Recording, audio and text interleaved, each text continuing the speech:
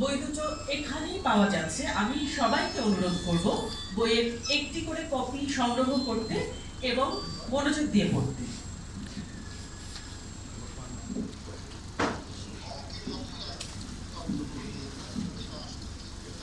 অনেক ধন্যবাদ বন্ধুকে।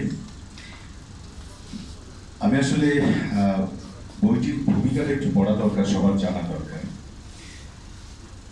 1971 সালের মুক্তিযুদ্ধে বীর মুক্তিযোদ্ধাদের 9 মাস রক্তক্ষয়ী লড়াইয়ের মাধ্যমে অর্জিত হয়েছে আমাদের প্রিয় মাতৃভূমি বাংলাদেশ। তাই প্রতিটি দেশপ্রেমিক মানুষের কাছে সর্বোচ্চ অগ্রাধিকারের নাম বাংলাদেশ। স্বাধীনতার 54 বছরের অধিকাংশই ইতিবাচক নেতৃত্ব থেকে বঞ্চিত হয়েছে আমাদের এই প্রিয় বাংলাদেশ। দুর্ভাগ্যবশত অনাচার, অবিচার, দুর্নীতি এবং অধিকারহীনতা গ্রাস করেছে আমাদের। বাংলাদেশের সংবিধানের 4টি স্তম্ভের একটি হলো গণতন্ত্র, কিন্তু এ পর্যন্ত সংবিধান সংশোধন হয়েছে 17 বার। তারপরও দেশের মানুষ গণতান্ত্রিক চর্চা এবং গণতন্ত্রের প্রকৃত স্বাদ থেকে বঞ্চিত হয়েছে। 2013 সাল পর্যন্ত পত্রিকায় প্রকাশিত নিবন্ধনগুলো অন্তর্ভুক্ত হয়েছে লেখকের প্রথম বই বাংলাদেশে গণতন্ত্র সোনার পাথরবাটি প্রকাশনায়। একই নামে দ্বিতীয় খণ্ড প্রকাশিত হয় 2023 সালে। দ্বিতীয় খণ্ডে কিছু ভুল থাকায় সেগুলো সংশোধন করে 2025 সাল পর্যন্ত প্রকাশিত 2টি সাক্ষাৎকার এবং নতুন নিবন্ধনগুলো যুক্ত করে বাংলাদেশে গণতন্ত্র সোনার পাথরবাটি দ্বিতীয় খণ্ড সংশোধিত সংস্করণ হিসেবে প্রকাশ করা হয়েছে আজকে। এবং সেই সাথে মিজারাইজ অফ মিসকনসেপ্ট ডেমোক্রেসি, এটিও দ্বিতীয় খণ্ড প্রকাশিত হচ্ছে আজকের এই প্রকাশনা উৎসবে। আমরা উন্মোচন করবো কিছুক্ষণ পরে। তার আগে আমি আজকে আমন্ত্রিত অতিথিদের মধ্যে কিছু বলবার জন্য অনুরোধ করব বিশিষ্ট সাংবাদিক, রাজনৈতিক বিশ্লেষক জনাব মঞ্জুরুল হাসান পান্না আপনাকে।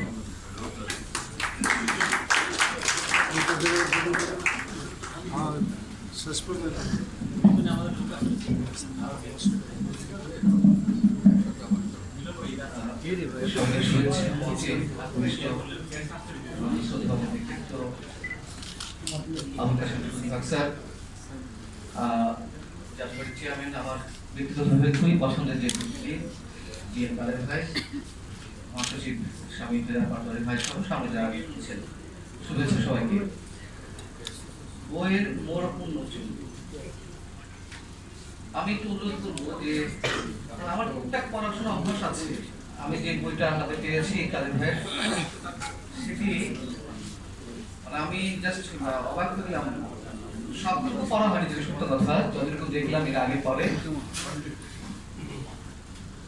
একজন রাজনীতিবিদ এতটা দল নিরপেক্ষ ভাবে নিজে কিছু লিখতে পারে, হয়তো করেছেন কেউ কেউ, ইতিহাসে হয়তো তার সাক্ষ্য পাওয়া যাবে, কিন্তু তার সংখ্যা নিশ্চয়ই কম। এবং এই বইটি জুলাই আন্দোলন এবং নির্বাচন, আমি এই বইটির কথা বলছি, মানে এই বইটি না দেশের 18 কোটি মানুষের, যারা একটু বোঝার মতো বয়স হয়েছে, নিশ্চয়ই 12 কোটি 10 কোটি 12 কোটি মানুষ হবে। এই মানুষগুলোর মনের কথা, কেমন মনের কথা? জুলাই আন্দোলনে যে এদেশের কোটি কোটি মানুষ প্রতারিত হয়েছে, সেই কথাগুলো এখানে উঠে এসেছে। এবং জুলাই আন্দোলনের আগে একটা ইলিউশন কাজ করছিল, যারা আন্দোলন করছিলেন, আন্দোলনে ছিল যে ছাত্র সমন্বয়করা সহ যারা আন্দোলনের মাঠে ছিল, তাদের সবার প্রতি এক ধরনের মোহ তৈরি হয়েছিল দেশের কোটি কোটি মানুষের।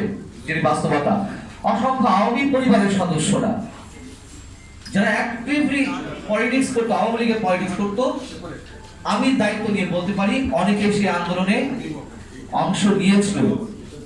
কারণ শেখ হাসিনা সরকার নিশ্চয়ই অনেক উন্নয়ন করেছে,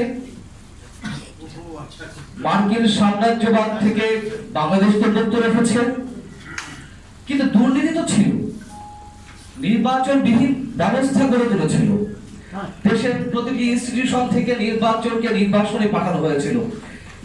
এই যে কোটা বিরোধী কোটা বিরোধী আন্দোলন থেকে সে এক দফা আন্দোলনের পরিণত হলো। আপনারা সব ইতিহাস জানেন, বক্তব্য দীর্ঘায়িত করবো না। সোজা কথা, মানুষ প্রতারিত হয়েছে। বঙ্গবন্ধুর ভাষণ বাজিয়ে, মুক্তিযুদ্ধ ভিত্তিক গান বাজিয়ে, যেভাবে তোমার আমার ঠিকানা পদ্মা মেঘনা যমুনা, বঙ্গবন্ধুর বাংলায় বৈষম্যের ঠাঁই নাই, এইসব স্লোগান দিয়ে মানুষের সাথে যেভাবে প্রতারণা করা হলো, এই ধারণা ভাঙতে মানুষের মানে 5 আগস্ট থেকে 6 আগস্ট যেতে 24 ঘন্টার সময় লাগেনি। সেই কথাগুলো অল্পপটে কাদের ভাই তার বইতে নিয়ে এসেছেন। জাতীয়